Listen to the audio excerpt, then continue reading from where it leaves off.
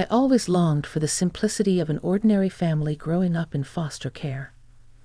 I was familiar with the feeling of being alone in the world. I had foster parents as a child, but no blood ties. What I truly yearned for was a family of my own, the perfect family with a loving husband, adorable children, and me. So when a kind-hearted man proposed to me, I was overjoyed. With this man, I thought I could finally build that ordinary family I'd always dreamed of. However, in believing so, I was the world's biggest fool. My husband George callously ordered me around after I came home from a long day at work. "Hannah, make dinner now. Mom and Emily are starving," he'd say barely 2 seconds after I walked in the door. George, my mother-in-law, my sister-in-law, none of them ever thought of cooking. My name is Hannah, and I found myself stuck with this terrible family. At 29, I worked for a large corporation where George was also employed. We met at the same company. George was 30 years old, but since he couldn't get into college right after graduating high school, we ended up graduating college at the same time. First of all, it's important to mention that George was currently unemployed. He had a dispute with his boss in the sales department and quit his job. George was angry, claiming his boss was cold-hearted, but I knew otherwise. Even though George and I were married, we worked in different departments of the same company. I worked in the general affairs department, handling office work. My dedication and hard work were trusted and respected by my colleagues. During this time, the sales department manager where George worked came to me for advice. Nervously, I asked him what the matter was. He tiredly opened his mouth and explained that George had suddenly handed in his resignation that day.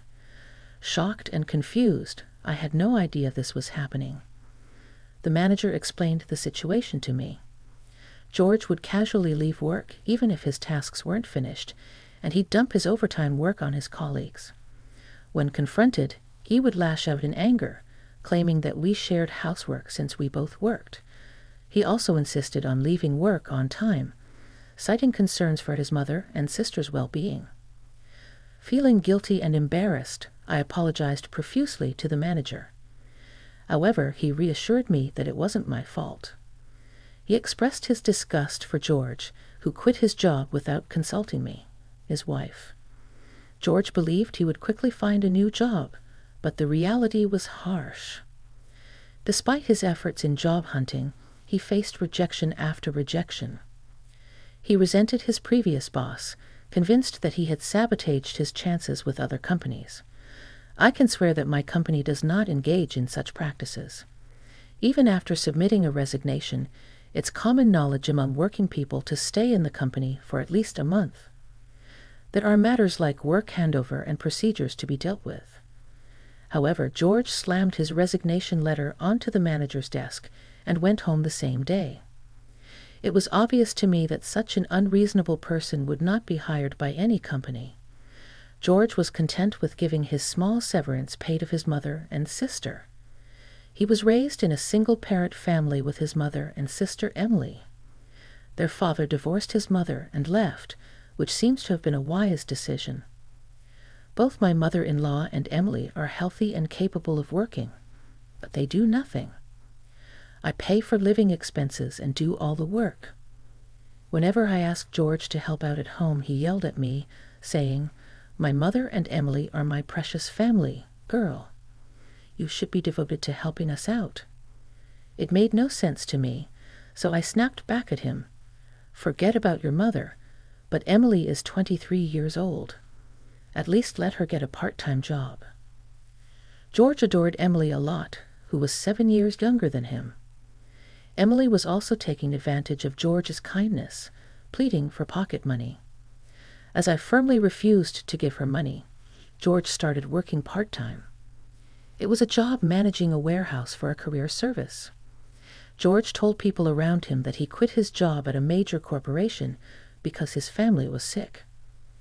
He is a man who lies as he breathes, just to keep his reputation.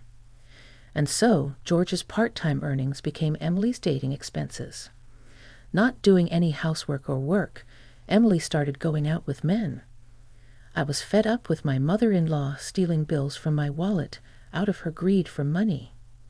Even if I talked to George about it, he would get mad at me, saying, "Take care of my mom if you're my wife." This is why I can't stand people who grew up all alone in foster care like you. My mother-in-law scoffed at me, calling me wicked.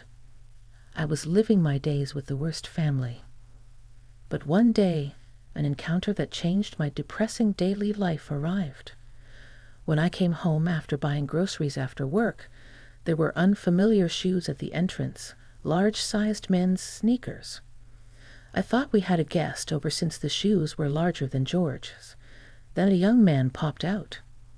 He was tall, had a handsome face, and his hair was light brown. When I thought Emily had brought her boyfriend, the man apologized, saying, "I'm sorry. I was in the words of dating Emily, but I'll take it back." Contrary to his frivolous appearance, his tone was polite, a wise young man making sound judgments. I spontaneously asked the young man, who was about to leave with his sneakers on, "What's your name?" "I'm Emily's sister-in-law, Hannah," I introduced myself. The young man looked up and smiled a little. He looked like a player, but he had a smart expression.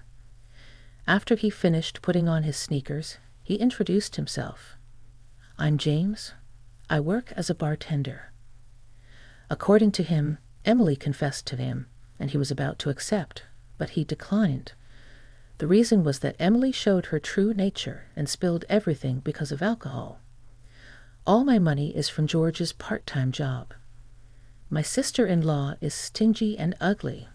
She makes me work and do housework." James deeply regretted that he was inexperienced and couldn't spot a good woman because of that. But he's a kind-hearted person who couldn't leave drunk Emily alone and sent her home. Moreover, James paid for the taxi fare. Just at such times, both George and my mother-in-law were not at home. So James got our house key from Emily, who was wasted, and carried her to our living room. I couldn't just leave her at the entrance. "I swear I didn't steal anything, ma'am," he pleaded. He seemed to be studying at a vocation school during the day and working as an apprentice bartender at night. Emily had called him out after school, claiming to work at a clothing store. James didn't see through Emily's lies until the last moment. Despite his splashy light brown hair, he was a serious and sincere young man. His natural hair color, a mix, matched the flashy appearance. "This is the business card for the bar I work at. Sorry for the trouble. He's running late, but he said he's ready to work now," he explained. "Thank you for bringing Emily home. Have a great shift," I replied, smiling, as James left. Normally, I would report a young man who was at home without permission and had a connection with Emily. But I intuitively thought that James was a trustworthy person with good nature. It was a silver lining that he hadn't been deceived by Emily. When I entered the living room, Emily was indeed drunk and asleep. Annoyance aside, to avoid dealing with a potential cold, I covered her with a blanket. Suddenly, Emily woke up and opened her mouth, unable to pronounce her words exactly. "Hey, where's James, my boyfriend with the brown hair, so handsome?"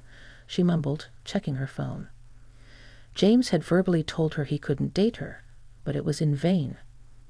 Emily was too drunk to understand James' intentions. Cleverly, James had politely declined through a text. Emily had no recollection of revealing her true nature. She cried and grew angry, feeling like James had abandoned her. "What's wrong with me? I've been deceived," Emily wailed, oblivious to her own deception. Ignoring the commotion, I started cooking dinner. When George and my mother-in-law came home and heard Emily's side of the story, George became furious. "Did he mess with you, Emily? Where does he work? I'll punch him for you. We're going to demand damages." Indeed, poor Emily was foolish and pitiful, completely due to her own resentment. As I worried about causing trouble for James, Emily glared at me. "Anna, did you say something to James?" she demanded, showing me the text on her phone. The message read, "I can't date a liar." Emily had drunkenly revealed everything but thought I was the one who tattled. George and my mother-in-law also confronted me, so I explained the truth of my encounter with James at the entrance. He was trying to take care of Emily and was about to leave the house when we ran into each other. That's all, I asserted, making it clear that I hadn't said anything unnecessary to him. George clicked his tongue and turned his face away from me. "Emily, let's eat sushi today. It's premium sushi," he declared, deciding to order sushi delivery on his own and indulging with my mother-in-law and Emily, all on my tab, without touching any of the dinner I had prepared. The laughter of the three of them echoed through the house. Eating sushi as a family is the best. It makes up for the usual terrible cooking, George remarked between bites. "Really, it's so delicious. It compensates for the usual bad food," my mother-in-law chimed in, joining the laughter, agreeing with them. George laughed along, enduring their mockery. But amidst their joviality, I felt an overwhelming sense of emptiness. Is this the family I had yearned for when I got married? How foolish I had been. Suddenly, the face of my only family member with whom I had become estranged after marriage floated in my mind. For some reason, I recalled James's kind smile and felt a pain of longing. Several days later, a turning point arrived while I was cleaning the house on my day off. George brought me a bank book. Seeing the deposit notification, panic surged within me. The bank book recorded the savings I had carefully accumulated before our marriage. With a triumphant look, George handed me the cash card. "I'm giving the $100,000 you saved to my parents and sister. If you refuse, we divorce," he declared. "This was the money I have been saving for our future child's expenses." I had hoped that having a child would change things, that George might distance himself from his mother and Emily, but George crushed those dreams. "I care about my mother and sister more than our kid. Do as you like." Realizing that building a happy and ordinary family with George was impossible, I showed him the divorce papers I had prepared. "If you accept this, we're getting a divorce. It's over between us," I stated firmly, with joy. George filled in the necessary information on the divorce papers and handed them back, ignoring his elation over the $100,000. I packed my bags and left the house, submitting the divorce papers, which got registered without a hitch. Returning to my adopted father's house, I called him. "Hannah, come back to your family home," he said. I, who had rebelled against my adopted father since adolescence, felt tears welling up. Despite our strained relationship, my adopted father forgave me.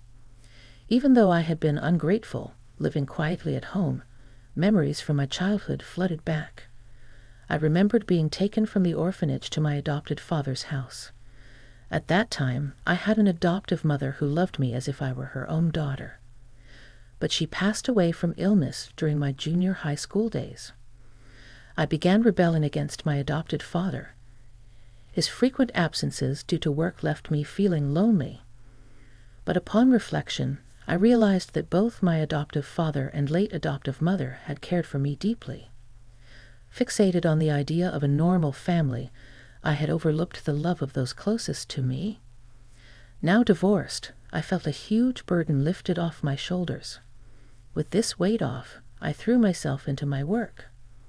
It was during this time that I ran into James again. As I was leaving work one day, I bumped into the sales department manager in the elevator hall. "Good job today," I greeted him, to which he kindly responded, "You've been through a lot. You look better than before, and I am so happy for you." He sincerely praised me for holding up well after my divorce. As I bowed and entered the elevator, the manager's tone turned serious. "There's a bar that's been talked about in the sales department," he mentioned. "I want to go, but it's a bit too fancy for an old man like me." Despite being married with children in high school, he expressed curiosity about the place. "What kind of place is it? A cafe or something?" he wondered aloud. He then humbly asked me to accompany him. Knowing the manager's sincerity, I agreed to accompany him to the bar. The bar recommended by the manager's colleagues turned out to be a hidden gem in the basement. "Don't be nervous," the manager reassured me as he opened the door to the shop. Inside, the decor was chic, appealing to younger crowds. But what shocked me was when I looked at the bar counter and saw James, the bartender I had encountered before my divorce. He seemed a bit surprised, but quickly greeted me with a smile. "Welcome. It's been a long time, Hannah," he said. The manager, noticing their interaction, raised his voice. "Do you know each other? The women in my department have been talking about a very handsome man working here. He looks like an actor," he chuckled. James, however, downplayed it. "Not at all. I'm just an apprentice," barked Hender. "What would you like to order?" As I was not accustomed to bars, I let James recommend a drink for me. Meanwhile, the manager opted for a non-alcoholic cocktail. The atmosphere was serene and the clientele were refined. During our conversation, James mentioned that his father was the owner of the bar. Despite my initial rebellion and college pursuits, I found myself inspired by my father's line of work. As we sipped our drinks, I mentioned my recent divorce.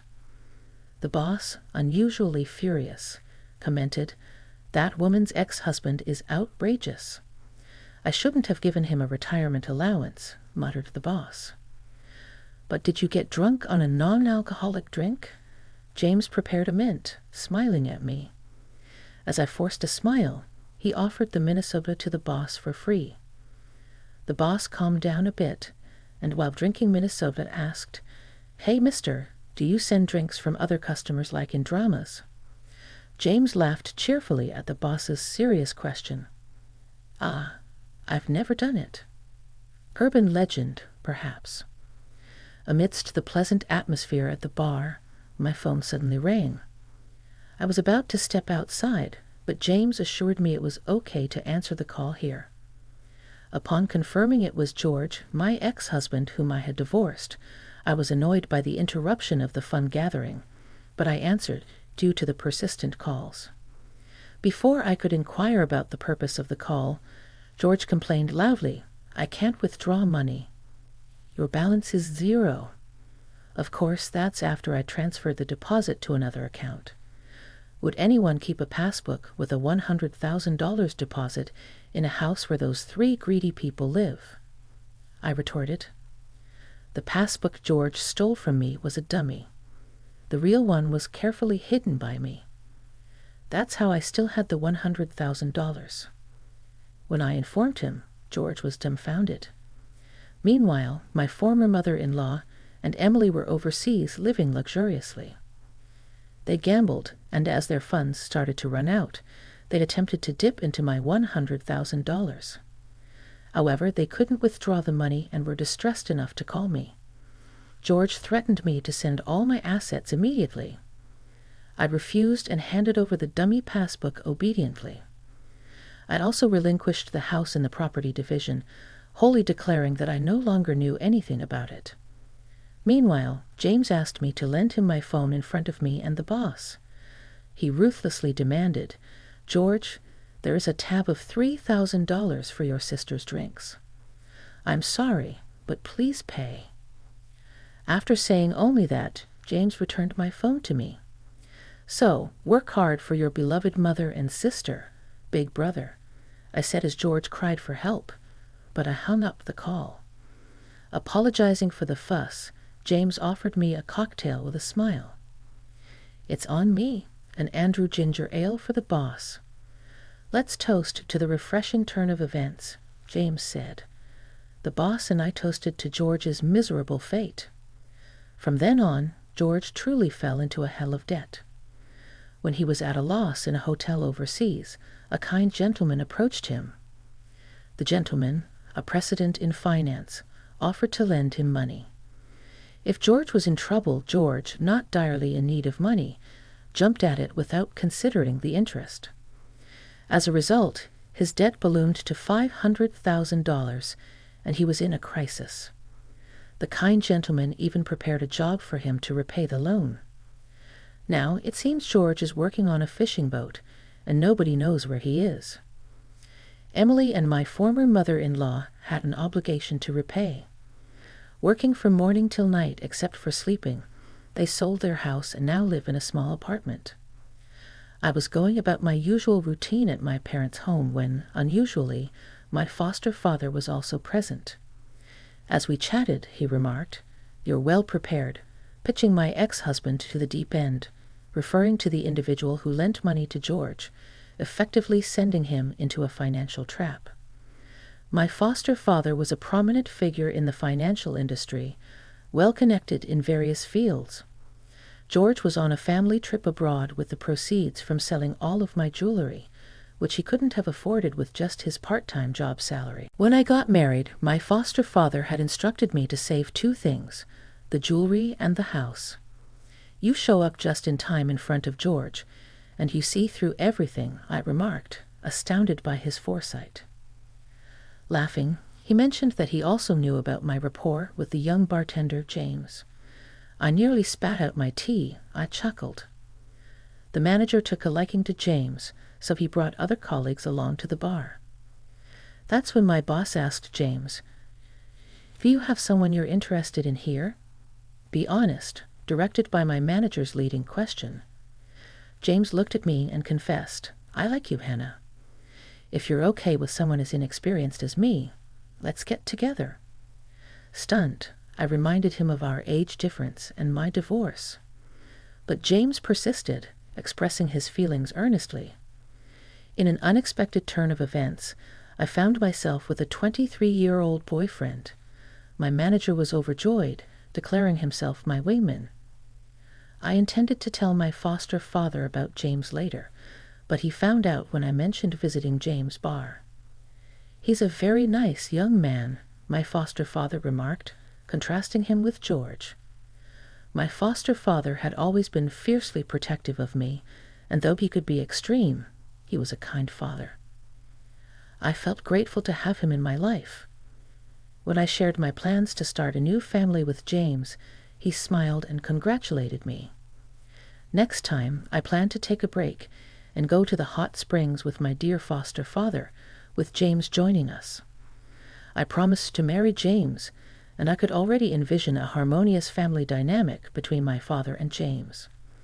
With a smile, I reported my plans to my father, who returned the sentiment with warm congratulations.